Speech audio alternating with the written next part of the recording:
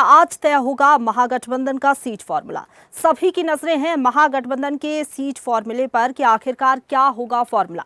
Bihar NDA में हुए seat बंटवारे के बाद अब महागठबंधन पर नजरें लगी हुई हैं। महागठबंधन में सीटों का बंटवारा अब दिल्ली में तय होगा। कांग्रेस अध्यक्ष मल्लिकार्जुन खड़गे के आवास पर यह बैठक बुलाई गई है, जिसमें कांग्रेस और आरजेडी के शीर्ष नेता शामिल होंगे।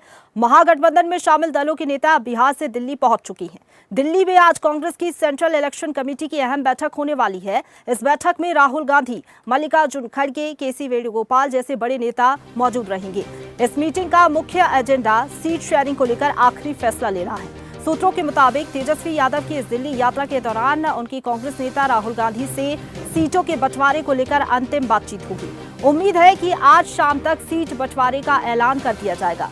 महागठबंधन में सीट शेयरिंग का फॉर्मूला तय हो चुका है। इस फॉर्मूले के मुताबिक अगर बात करें तो आरजेडी 134 सीटों पर, कांग्रेस 54 सीटों पर, वीआईपी 18 सीटों पर, लेफ्ट पार्टियां 22 सीटों पर चुनाव लड़ेगी। इसको लेकर कांग्रेस नेता भूपेश बघेल ने कहा कि ये 1-2 दिन में हो जाएगा। सारी तैयारी हो चुकी है, जल्द ही इस पर फैसला होगा। तो ये माना जा रहा है कि सीट शेयरिंग का जो फॉर्मूला है लगभग तय है। आज जो बैठक होगी शाम को, बैठक के बाद ये माना जा रहा है कि सीट शेयरिंग की घोषणा होगी। कितनी सीटें मिलेंगी किस दल को, ये लगभग तय हो चुका है। ऐलान बाकी है। दिल्ली में ये तय हुआ है, लेकिन आज बैठक होनी है। इसमें कांग्रेस आरजेडी के जो शीर्ष नेता हैं उनकी मौजूदगी रहेगी और अपडेट लेंगे। ज्यादा बातचीत के लिए सीधा रुख करेंगे। हमारे साथ पटना से ब्यूरो चीफ धर्मेंद्र कुमार जुड़ गए हैं ज्यादा जानकारी के साथ। धर्मेंद्र, क्योंकि लगातार मंथन चला, लगातार कयास लगाए गए कि कितनी सीटों पर आरजेडी चुनाव लड़ेगी, कांग्रेस को कितनी सीटें मिलेंगी, आज क्या लग रहा है दिल्ली में ये जो बैठक होने जा रही है इसको शाम तक क्या घोषणा संभव है? बिल्कुल। अब सबसे बड़ी बात है कि जन स्वराज पार्टी भी फर्स्ट लिस्ट जारी कर दिया है। एनडीए सरकार भी अपना सारी सिस्टम को बता दिया है कि कितने का कौन कहां से लड़ेगा। तो अब रह गई अंतिम महागठबंधन, इंडिया गठबंधन।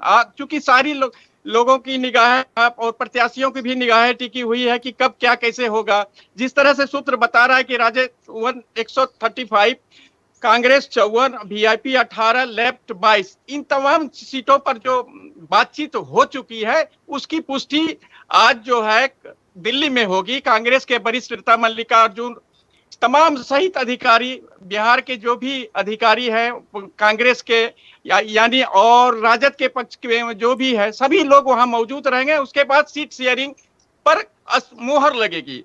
चूंकि दिन समय है नहीं, मात्र अब नामांकन के 4 दिन शेष रह गए हैं।